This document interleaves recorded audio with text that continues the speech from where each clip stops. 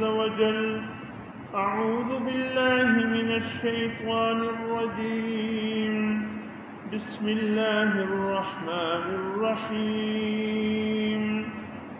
إن الذين قالوا ربنا الله ثم استقم تتنزل عليهم الملائكة ألا تخافوا ولا تحزنوا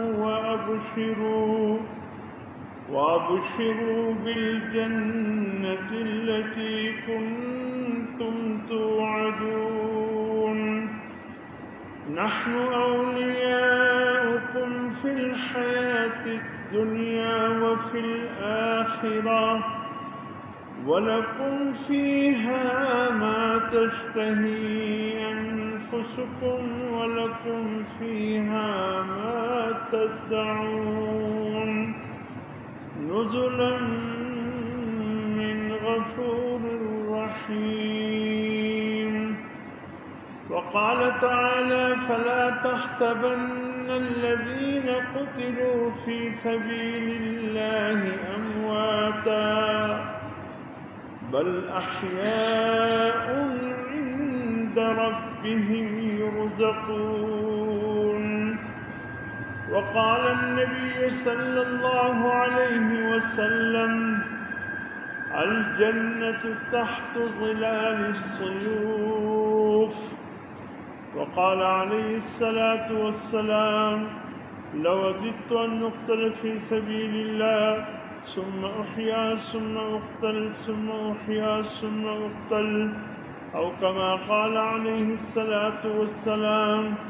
صدقت يا رب العالمين وصدق رسوله النبي الأمي الكريم، ونحن على ذلك لمن الشاهدين والشاكرين، والحمد لله رب العالمین. خدا در انتظار حمد مانیست، محمد چشم بر راہ ثنا نیست. محمد حامد حمد خدا بس، خدا حمد و آفرین در مدح مصطفیٰ بس. محمد است میخواهم خدا را، خدایا است حب مصطفیٰ را. یا رب صل وسلم دائما ابدا على حبیبک خیر الخلق كلهم، والحبیب الذي ترجى شفاعته بكل حول من الأحوال مقتحم. اللهم صل على سيدنا ونبينا ومولانا محمد وعلى آل سيدنا ونبينا ومولانا محمد وبارك وسلم عليه. واجب الاحترام بزرگ و عزیز دوستو، ماہ ذی الحج کے مہینے کے اختتام کے ساتھ اسلامی سن ہجری کے سال کا بھی اختتام ہوا. ماہ محرم الحرام کے آغاز کے ساتھ ہی نئے اسلامی سن ہجری کا آغاز بھی ہو چکا ہے. اللہ رب العزت نے سوائے نماز کی باقی جتنی بھی عبادتیں ہیں اسلام کے دین کے، ان سب کو اللہ نے چاند کے حساب سے وابستہ کر دیا. ہماری جتنی عبادتیں ہیں، روزہ ہے، زکوٰۃ ہے، حج ہے، غرضے کے جو اہم عبادتیں ہیں، ان سب کا تعلق چاند کے حساب سے ہے. اس لیے قمری مہینوں کا اور قمری سال کا حساب و کتاب رکھنا اتنا ضروری ہے جتنا ہمارے لیے روزہ رکھنا، زکوٰۃ دینا، حج صاحب استطاعت پر حج کرنا جتنا یہ ضروری ہے. ہمارے ہاں تو سب گڑبڑیشن رمضان ہی کا ہوتا ہے یا عید کا ہوتا ہے چاند نظر آ گیا اور چاند نظر نہیں آیا۔ اس سال تو حد ہو گئی تھی، عید کی مہینے میں تین دن لگاتار عید منایا گیا۔ یہ کس چیز کی کمی ہے؟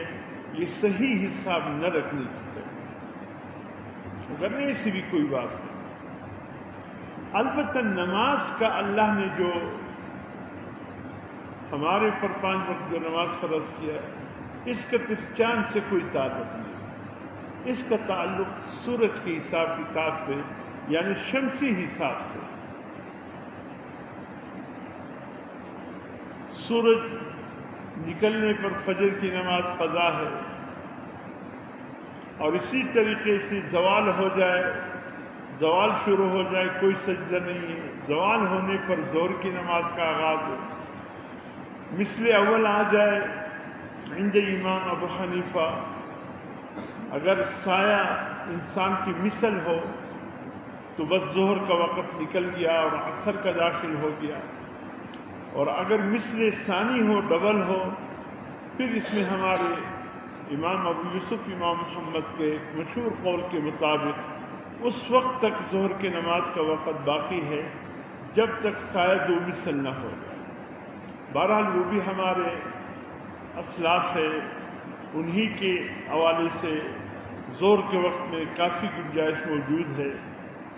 عصر کا وقت بھی سورج ہی سے متعلق ہے، مغرب سورج غروب ہو جائے پھر مغرب کا وقت شروع ہو جاتا ہے، اور پھر اطراف کے ایک قول کے مطابق امام ابو حنیفہ رحمۃ اللہ علیہ کے، جب تک سرخی جس کو شفق بولتے ہیں اطراف میں باقی ہو اس وقت تک مغرب کا نماز کا وقت ہے، اور وہ زیادہ سے زیادہ مغرب کے وقت کے 20 منٹ تک رہتا ہے۔ اس لیے بعض ائمہ کے نزدیک مغرب کا وقت بڑا مختصر ہے، یعنی مغرب کی نماز ہونے کے بعد جماعت کے 20 منٹ تک مغرب کا وقت ہوتا ہے، اس کے بعد پھر قضا ہو جاتی ہے۔ لیکن اس سلسلے میں جو ہمارے مشہور اقوال ہیں دیگر ائمہ سے، انہوں نے فرمایا نہیں، شفق سے مراد سرخی نہیں ہے، شفق سے مراد سفیدی ہے۔ جب تک سفیدی باقی ہو اس وقت تک مغرب کا وقت گنجائش باقی ہے، جب اطراف کی سفیدی مکمل غائب ہو جائے تب مغرب کا وقت مکمل نکل گیا اور عشاء کا وقت داخل ہو گیا۔ اور آج کل جس قول پہ ہم چل رہے ہیں تو ہم نے شفق سرخی کی بجائے سفیدی کو ہم اب اس کو ترجیح دیتے ہیں، اس لیے کہ نازک وقت ہوتا ہے، کم وقت ہوتا ہے، کوئی سفر میں ہوتا ہے، کوئی حالت تاجر ہوتا ہے، ایک پڑھ کر دوسرے نے آنا ہوتا ہے، اکثر ایسا بھی ہوتا ہے، اس کے لیے بڑی مشکلات ہو جائیں گی۔ اگر ہم 20 منٹ ہی کو رکھ لیں بہت سو کے لیے مشکلات ہو جائیں گے، اس لیے ہم مشہور قول کے مطابق جب تک اطراف میں سفیدی باقی ہے ہم سمجھتے ہیں کہ مغرب کا وقت باقی ہے، لہذا مغرب کی نماز میں گنجائش کافی ہے۔ تو میرے محترم دوستو، یہ سب حساب کتاب سورج کا ہے، اس کا یعنی نماز کا تعلق سورج کے نظام سے ہے جس کو شمسی حساب کہتے ہیں، باقی تمام عبادتوں کا تعلق قمری حساب سے ہے جس سے چاند کا نظام کہتے ہیں۔ چاند کے نظر آنے پر اسلامی سن ہجری کا آغاز ہو چکا ہے الحمدللہ۔ یکم محرم الحرام، محرم کے معنی ہیں عظمت کے، بزرگی کے، احترام کے۔ اس لیے حضرت ابراہیم علیہ السلام جب اپنے چھوٹے لخت جگر دودھ پیتے بچے حضرت اسماعیل علیہ السلام اور اپنی رفیق حیات حضرت سیدہ بی بی ہاجرہ رضی اللہ تعالیٰ عنہا دونوں کو ابھرے ہوئے حصے پر، جہاں ابھی تک بیت اللہ شریف کی تعمیر نہیں ہوئی تھی، طوفان نوح کے بعد اللہ کے حکم سے چھوڑ کر جب جانے لگے، بہرحال طویل واقعہ ہے، تو یہ جنت المعلیٰ کا قبرستان جس پہاڑ کی دامن میں ہے، حضرت ابراہیم علیہ السلام باب السلام کی طرف سے نکلے، شعب عامر کی طرف سیدھا نکلے ابراہیم، جہاں شعب مسجد جن کا طرف ہے، مسجد جن کے ساتھ ہی جنت المعلیٰ کا قبرستان ہے۔ جنت المعلیٰ قبرستان جس پہاڑ کے دامن میں ہے، یہی پہاڑ وہ پہاڑ ہے جس میں حضرت ابراہیم خلیل اللہ علیہ السلام نے دوبارہ فلسطین کا سفر کا رخ اختیار کیا. حالانکہ راستہ یہ بھی تھا بدر والا راستہ، لیکن اس پر آئے تھے، اس پر آپ نے پھر رخ اختیار کر کے پھر آگے اسی راستے کو لیا. لیکن جب مکے سے آپ روانہ ہوئے اللہ کے حکم سے، آپ نے اسی راستے کو جو جنت المعلیٰ کے قبرستان کا راستہ ہے آپ نے اس کو اختیار کیا. پہاڑی پہ چڑھے، اللہ کا حکم تو پلٹ کر نہیں دیکھنا ہے. پہاڑی کے سرے پر پہنچے. اب ظاہر ہے کہ چھوٹا معصوم بچہ بڑے ارمانوں ارزو دعاؤں کے بعد اللہ سے مانگا گیا تھا. اب ایسے بے آب و گیاہ علاقے میں چھوڑ کے جا رہے، دور دور تک جہاں نہ پانی ہے نہ کوئی کھانے پینے کی چیزوں کا بندوبست ہے، کچھ کھجورے اور کچھ مشکلیں میں پانی چھوڑ کے اللہ کے حکم سے جانے لگے. یقین تھا اللہ کی ذات میں کہ انشاءاللہ اللہ بندوبست کرے گا. جیسے اس پہاڑی سے اونچائی پر چڑھے نیچے جانے لگے، اب اللہ نے کہا پابندی ختم ہو گئی، اب پلٹ کر دیکھ سکتے ہو. پیچھے دیکھا تو لخت جگر بھی نظر نہیں آئے اور حضرت بی بی حاجرہ بھی نظروں سے اجڑ ہو چکی تھی. یہیں پر اس پہاڑ کی دوسرے سائڈ پر بیٹھ کر آپ نے کچھ دعائیں مانگی. عجیب دعائیں تھیں. اللہ کو وہ دعائیں ایسی پسند آ گئی کہ قرآن حکیم میں ایک تو آپ کی وہ دعائیں جو آگے چل کر خانہ کعبہ کی تعمیر کے اختتام پر آپ نے مانگی ہے، جس کا تذکرہ سورہ بقرہ پہلے پاری کی 15 رکوع میں موجود ہے، وہ دعائیں تو آگے چل کر ہیں. اس موقع پر جو آپ نے دعائیں مانگی ہے، یہ دعائیں آپ نے جنت المعلیٰ کے اس پہاڑی کے نیچے اترنے پر یہ دعا آپ نے مانگی. اللہ کو پسند آ گئی یہ دعائیں. اللہ نے آپ کی ان دعاؤں کو قرآن کی زینت بنائی. اور سورۃ ابراہیم 13واں پارہ آپ کی یہ دعائیں موجود ہیں. وَإِذْ قَالَ إِبْرَاهِيمُ رَبِّ اجْعَلْ هَٰذَا الْبَلَدَ، سب سے پہلے آپ نے، حالانکہ نہ بلد ہے نہ کچھ ہے نہ شہر ہے، کچھ بھی نہیں، لیکن یقین تھا کہ انشاءاللہ یہ شہر بننے جا رہا ہے. یا اللہ اس شہر کو امن والا بنے. سب سے پہلے آپ نے مکے کے لیے جو دعا کی ہے، حضرت ابراہیم خلیل اللہ نے مکے کے لیے جو دعا کی ہے، رزق کے لیے نہیں ہے، پانی کے لیے نہیں ہے، سب سے پہلی دعا آپ کی ہے امن کی. یا اللہ مکے کے شہر کو امن والا بنا دے. یہاں امن ہو، یہاں چین ہو، یہاں اطمینان ہو، یہاں آنے والے یکسوئی کے ساتھ یا اللہ تیری عبادت کر سکے، ان کو پیچھے کسی چیز کی بھی فکر نہ ہو. ایسا امن والا اس شہر کو بنا دے. تو اصل چیز جو اللہ کی نبیوں کی زبانوں پر بھی رہا وہ امن ہے. خوف سے امن دے. حاجی سے پوچھو کتنا امن ہے، کسی عمرے کے زائر سے پوچھو کتنا امن ہے، کتنا سکون ہے. خدا کی قسم نہ گھر بار یاد آتا ہے، نہ بچے یاد آتے، کچھ بھی یاد نہیں، نہ کوئی رزق کا فکر ہے. ہمارے حضرت شیخ الاسلام مولانا یوسف جیلانی رحمۃ اللہ علیہ فرمایا کرتے تھے، میری جیب میں جب 10 ریال ہو مکی کے شہر میں پھر رہا ہوں، میں سمجھتا ہوں کہ میں مالا مال ہوں، میرے پاس بہت بڑی دولت ہے. یعنی ایک انسان کی جیب میں برائے نام پیسہ ہو تب بھی وہ امن میں ہوتے، چین میں ہوتے، سکون میں ہوتے. تو یہ خوف سے امن یہ اللہ کی بہت بڑی نعمت، بہت بڑی نعمت. اور یہ مسئلہ محرم الحرام میں دامنگیر ہوتا ہے. کیا کیا جلوس کب نکلنے اور راستے اور دکانیں کب بند کی جائے، خوف ہے نا، ایک خوف تاری ہے. جب اللہ کی مان کر چلیں گے، اللہ کی مطیع بن کر چلیں گے، خدا کی قسم اللہ خوف کو امن سے بدلے. ہم اللہ کی نہیں مانتے اور گلہ ہے اللہ ہماری نہیں مانتا. اللہ ماننے کو تیار ہے، ہم تو اللہ کی. حضرت رابعہ بصری رحمۃ اللہ علیہ کے پاس چند نوجوان ہیں، جب بیٹھنے لگے تو وہ نوجوان ہاتھوں میں تسبیح ہے، کہنے لگے ایک دعا کے انداز میں اپنے آپ سے کہنے لگے، اے اللہ تو راضی ہو. ایک دعا سی کرنی نوجوان، اے اللہ تو راضی ہو جا۔ رابعہ بصریہ نے ایسے سنگین میں نگاہوں سے نوجوانوں کو دیکھا، کہا بیٹے جھوٹ کیوں بولتے، جھوٹ کیوں بولتے؟ وہ نوجوان پریشان ہو گئے، ہم نے تو کوئی ایسی ویسی بات نہیں کی، ہم نے تو ایک دعا والی بات کی کہ اللہ تو ہم سے راضی ہو جا۔ اب اماں کہتی ہے، اماں رابعہ کہتی ہے کہ جھوٹ کیوں کہتے ہو؟ بھلا اس میں جھوٹ والی کیا بات ہو گئی کہ اماں ناراض ہو گئی؟ کہا ماں ہم نے تو ایسی کوئی بات نہیں کی۔ فرمایا جھوٹ اس لیے ہے، پہلے یہ دیکھو کہ کیا ہم اللہ سے راضی ہو چکے ہیں؟ اگر ہم اللہ سے راضی ہیں پھر کہو اے اللہ اب تو بھی ہم سے راضی ہو۔ صرف اللہ کو راضی کرنا اور خود اللہ سے ناراض ہونا یہ تو منافقت ہے، یہ تو جھوٹ ہو۔ اس لیے کہ تقدیر کا معاملہ یہاں آ جاتا ہے، اللہ ہم تیری فیصلے پہ راضی ہیں، تو ہم سے راضی ہے۔ معاملہ یہ ہے ہم اللہ سے عمل مانگتے لیکن خود ایسے حالت ہے خود عمل کو چھوڑتے نہیں ہے، برقرار نہیں۔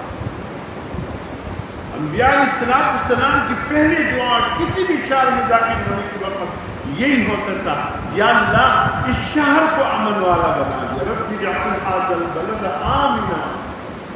آمنا کے بعد پھر کیا کہا؟ وارزق اہلہ من الثمرات۔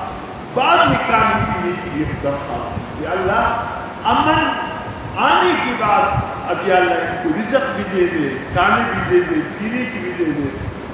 لیکن ابراہیم علیہ السلام کی دعا بڑی محتاط ہوتی تھی، بڑی محتاط۔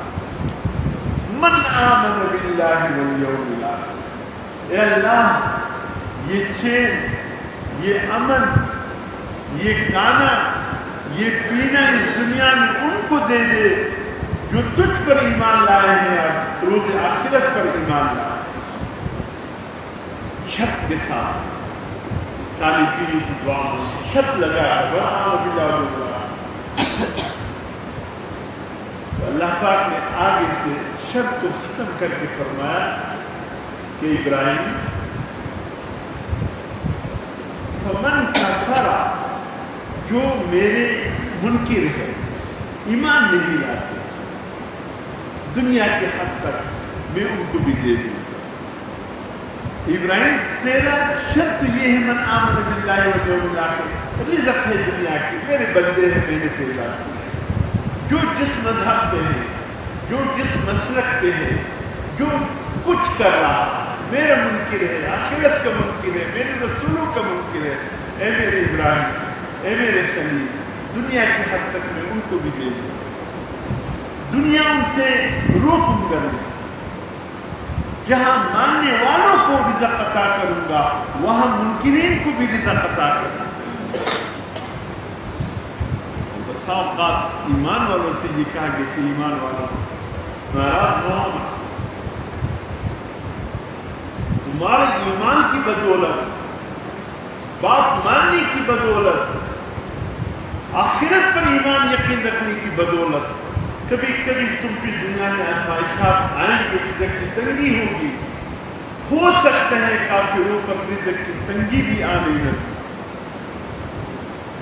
کفار پہ رزق کی تنگی بھی آنے لگے۔ یا اللہ یہ کیا ہوا؟ اپنے ماننے والوں کے امتحان آزمائش رزق کی تنگی، اور یا اللہ جو تیرے نہ ماننے والے ہیں، منکر ہیں، ان پر رزق کی فراخی۔ اللہ رب العزت نے فرمایا، اللہ کے حبیب نے جس کی تشریح یہ کی، الدنیا سجن للمؤمن وجنت للکافر، اے مجھ پر ایمان رکھنے والوں میری امت کو یاد رکھو، یہ دنیا میرے ماننے والوں کے لیے جیل خانہ ہے اور میرے انکار کرنے والوں کے لیے جنت ہے۔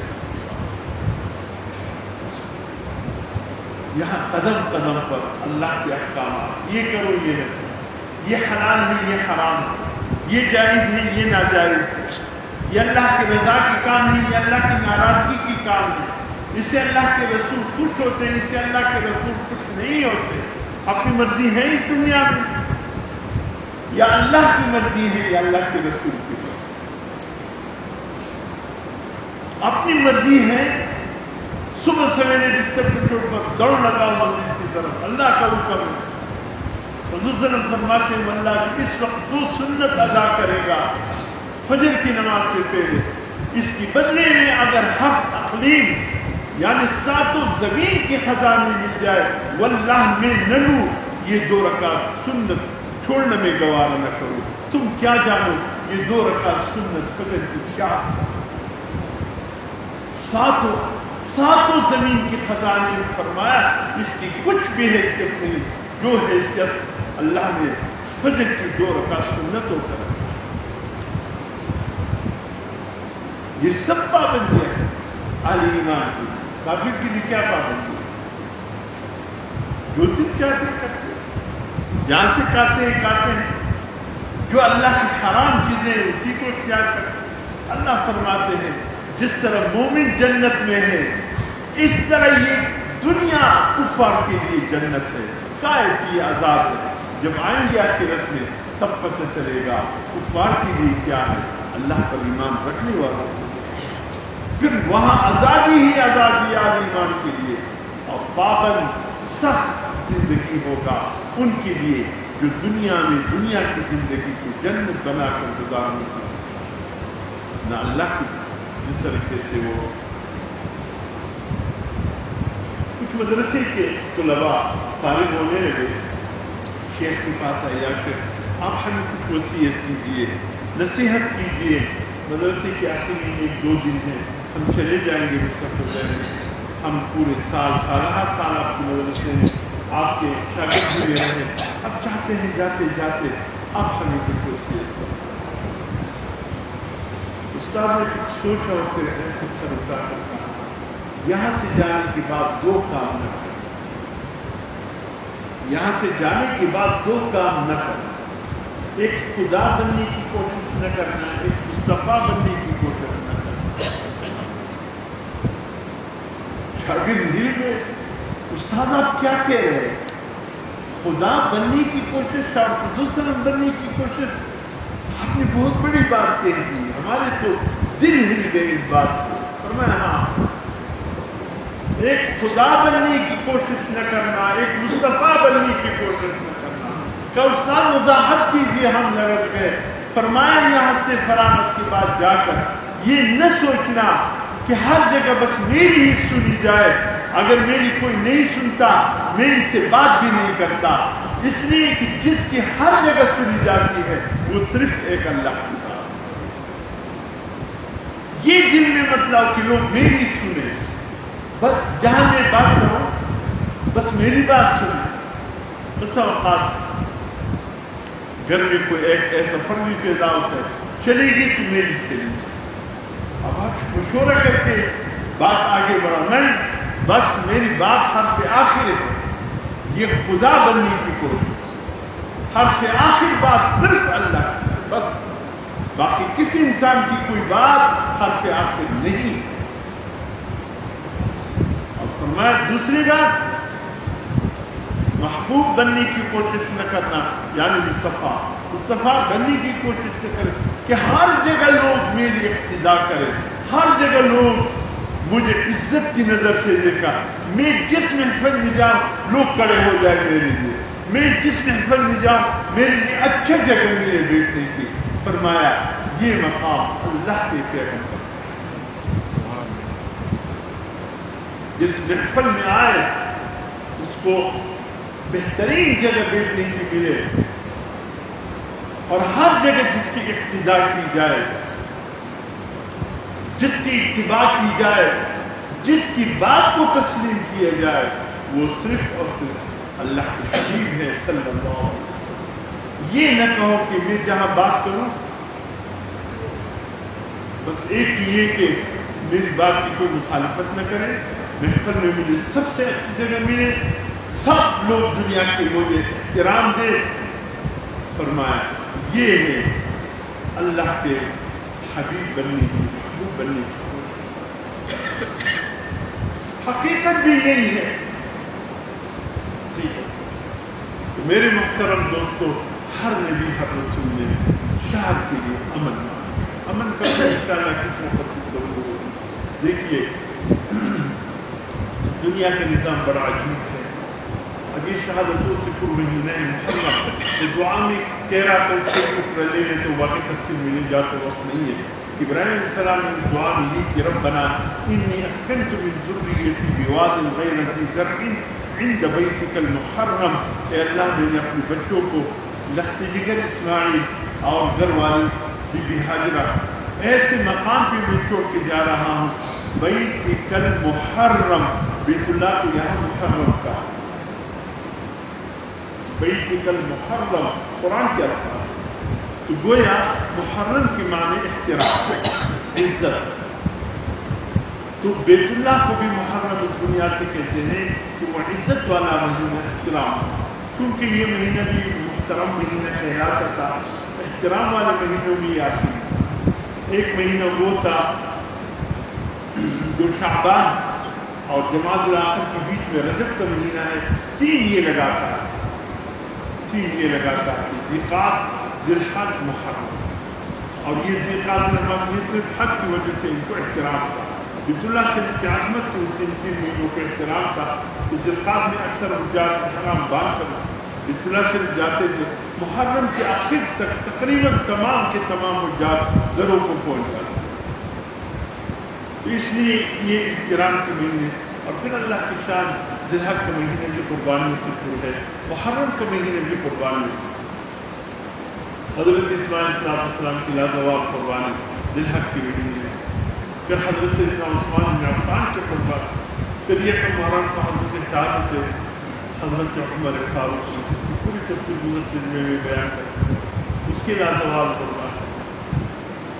پھر سیدنا حسین خان والا اہل بیت رسول کے قاسم قربان. میرے محترم دوستوں اگر سچ پوچھو نا خدا کی قسم ہماری تاریخ میں 360 یا 365 دن پورے سال کوئی دن ایسا نہیں گزرا جو کسی نے کسی کی شہادت سے خالی. جس دن کسی نے کسی صحابی نے شہادت جان شہادت میں اس میں یہ تاریخ اسلام ہی شہادت سے پوری. ہر مہینہ ہر دن کسی نہ کسی کی تاریخ شہادت کی تاریخ سے واپس. خدا کی قسم اگر ہم آئے ہر دن ماتم پر آئے ہائی وہی پر آئے اور ہم کہیں کہ شادی نہیں کریں گے اس میں فلاں کی شہادت ہو گئی خوشی نہیں منائیں گے فلاں کی بس پوری مہینے پھر پورے سال پھر غم مناتے رہو تمہیں خوشی کا موقع ملے گی. ٹھیک ہے بہت بڑے حادثات ہوئے کوئی ایک ہوا ہے ایک کیوں یاد رکھا. کربلا تک جاتے ہوئے راستے میں کتنے منزل ایسے آتے ہیں جہاں منزل پہ شہادت ہے منزل پہ شہادت ہے. اور اللہ کا نظام بڑا عجیب ہے میرے محترم دوستوں. ہمیشہ ادنا چیز اعلیٰ پر قربان ہوتا ہے. اب دیکھیں زمین کے اندر نمکیات قربان ہو جاتے ہیں نباتات. یہ نمکیات کی قربانی ہے جو زمین سے پھل اگتے ہیں پھول اگتے ہیں سبزے اگتے ہیں سبزیاں اگتے ہیں گلے اگتے ہیں. آپ کے کیا خیال ہے آپ کے دسترخوان میں جو روٹی آ رہی گندم سے بن کر یہ گندم کہاں سے آ رہے ہیں یہ چاول کہاں سے آ رہے ہیں یہ سبزیاں کہاں سے آ رہے ہیں. یہ جتنے ہماری کھانے پینے کی چیزیں ہیں جانور کی کھانے کی چیزیں کہاں سے آ رہے ہیں زمین سے آ رہے ہیں. یہ ایسے نہیں آ رہے اس کے لیے نمکیات قربان ہو رہے ہیں. پانی کے اندر جو پانی ہے اس کی ذرات ہے اور وہ جتنی بھی نمکیات ہیں وہ قربان ہو جاتے ہیں نباتات پر. پھر زمین سے سبزہ ہوگا ہمارے کھانے پینے کی چیزیں ہوگا. پھر میرے محترم دوستوں اکثر یہ سبزہ یہ بھی قربان ہو جاتا ہے جانوروں. جتنے جانور ہیں ہمارے لیے حلال کھانے پینے کے اللہ نے حلال کیے ان سب کے لیے پھر یہ سبزہ قربانی دیتی ہے. پھر گھاس کی شکل میں پھر بھوسے کی شکل میں مختلف شکلیں ہیں جانوروں کی کھانے کی چیزیں زمین سے اٹھتے ہیں یہ سب قربان ہو جاتے ہیں جانوروں. پھر یہ جانور آگے قربانی دیتی ہے ہمارے لیے. کوئی اپنا گوشت مہیا کرتے ہیں کوئی سواری مہیا کرتے ہیں کوئی ہمارے ذوق کی تسلیم کے لیے پنجروں میں بندر بھی بند ہو رہے ہیں، جنگل کی چلنے والی چیزیں، شیر بھی ہماری زور کی تصویر کے لیے پنجروں میں بند ہو رہے ہیں، اپنی طاقت کو جانتا ہے، لیکن صرف یہ کہ اللہ کے حکم کے سامنے کہ اس انسان کو اس کے ذوق کو تسلیم کرتا ہے، تو اکثر قربان ہو جاتے ہیں ہم سب کے لیے۔ پھر یہ انسان ایسا نہیں ہے، افحسبتم انما خلقناکم عبثا، اے انسانوں اللہ فرماتا کیا خیال ہے تمہارا، ہم نے تمہیں عبث پیدا کیا ہے، کوئی مقصد نہیں ہے تمہاری زندگی کا، بس تم بھی اپنے آپ کو حیوان سمجھنے لگو، نہیں، تم ایک بہت بڑے مقصد کے لیے اللہ نے تمہیں پیدا کیا ہے، وہ ہے تم پھر اللہ کے دین پہ قربان ہو جاؤ، اللہ کے کلام پہ قربان۔ پھر یہاں انسانوں کی قربانی، اللہ پاک بغیر قربانی کی بھی بہت کچھ اپنی دین کا بول بالا کر سکتے ہیں، لیکن اللہ دیکھتے ہیں بڑی بڑی شخصیتوں نے قربانی، کہا حضرت عمر فاروق رضی اللہ تعالیٰ کے ساتھ، کہا حضرت عثمان بن عفان، کہا حضرت علی رضی اللہ عنہ، کہا حضرت حسن، کہا حضرت حسین، کہا عمر بن جموح، کہا حضرت عبداللہ بن جہش، اللہ احد کی تاریخ پڑھے، بدر کی تاریخ پڑھے، احد میں جب جانے لگے کیا جذبے تھے ماؤں کے، کیا جذبے تھے ماؤں کے، معصوم بچوں کو لے کر حضرت کے پاس آیا، طرف لے کر آیا، اکثر ان کو بھی اپنے ساتھ لے کر، حد ہو گئی ایک ماں دو سال کے معصوم بچے کو لے کر آئی، یا پونے 2 سال بغل دودھ پیتا بچہ تھا، اس ماں نے دودھ سے علیحدہ کر کے بچے کو حضور کے ساتھ پیش کیا، یا مثلا اس بچے کو بھی احد میں اپنے ساتھ لے جائے گی۔ حضور نے فرمایا بیٹی بچے کیا کرے گا، ہم وہاں کفار سے لڑیں گے کہ بچے کو سنبھالیں گے؟ کہا نہیں اکثر آپ کو تکلیف دینا نہیں چاہتی، بس اتنے کیجیے کہ جب دشمن کا کوئی تیر خدا نہ کرے آپ کی طرف آئے، آپ ڈال کو آگے مت کیجیے، میرے بچے کو آگے کیجیے، تاکہ وہ تلوار کے زد میرے بچے پر پڑے، آپ سلامت رہیں، تاکہ اس تیر کا نشانہ میرا بچہ بنے، آپ سلامت رہیں۔ ایک عورت کی بے قراری، اس کی شوہر، اس کا باپ، اس کا بھائی، اس کا بیٹا، سب احد میں جا چکے تھے۔ جب یہ اسلامی نہیں کہ مسلمان شہید ہو گئے بہت بڑی تعداد، اور حضور صلی اللہ علیہ وسلم کی بشارت کی افواہ مدینے پہنچ گئی، یہ تڑپ کر کے باہر آتی ہے، ایک ایک سے پوچھتی ہے حضور صلی اللہ علیہ وسلم کیسے ہیں؟ کہا کہ تیرے والد شہید ہو گئے، کہا انا للہ و انا الیہ راجعون، اللہ کی دین پر سے دعوت دیا، حضور صلی اللہ علیہ وسلم کے حال کو کامیاب وہ بہتر۔ دوسرے نے آ کر یہ پھر تڑپتے ہوئے پوچھتے ہیں حضور صلی اللہ علیہ وسلم کیسے؟ کہا تیرا بیٹا شہید ہو گیا، کہا انا للہ، حضور صلی اللہ علیہ وسلم کی خبر دو، کہا وہ سلامت۔ تیسرے نے آ کر خبر دی، اس سے پوچھا حضور صلی اللہ علیہ وسلم کیسے؟ کہا تیرا شوہر شہید ہو گیا، کہا انا للہ، حضور صلی اللہ علیہ وسلم کیسے؟ کہا وہ سلامت۔ چوتھے نے آ کر خبر دی، جب اس نے پوچھا حضور صلی اللہ علیہ وسلم کیسے؟ تڑپ اطمینان نہیں ہو رہا تھا، اس نے آ کر کہا تمہارے بھائی بھی شہید ہو گئے، کہا انا للہ۔ یہ شہادت آسان ہے اگر حضور صلی اللہ علیہ وسلم زندہ کیا جذبہ، یہ دین یوں نہیں پہنچا، اعلیٰ شخصیتوں نے اس کے لیے قربانی دی، عظمت والی شخصیتوں نے اس کے لیے قربانی دی، تب جا کر یہ دی۔ حضرت سیدنا حسین رضی اللہ عنہ کی خاندان بہت بڑی قربانی ہے، بہت بڑی قربانی سے، لیکن حضور فرماتے ہیں من ضرب الحدود وشق الجيوب ودعا بدعوى الجاهلية فليس منا، جو مصیبت کے وقت اپنے چہرے کو نوچے، اپنے سینے کو پھوٹے اور اپنی گریوانوں کو پاڑے، حضور فرماتے یہ میری امت میں سے۔ ہمیں صبر کی تلقین ہے بہت، اور حدیث میں آتا ہے کسی وقت کسی موقع پر کسی کو کسی کی موت یاد آ گئی، شہادت یاد آ گئی۔ اب دیکھیے 14 سال ہو گئے حضور صلی اللہ علیہ وسلم کے انتقال کو، بیٹے اچانک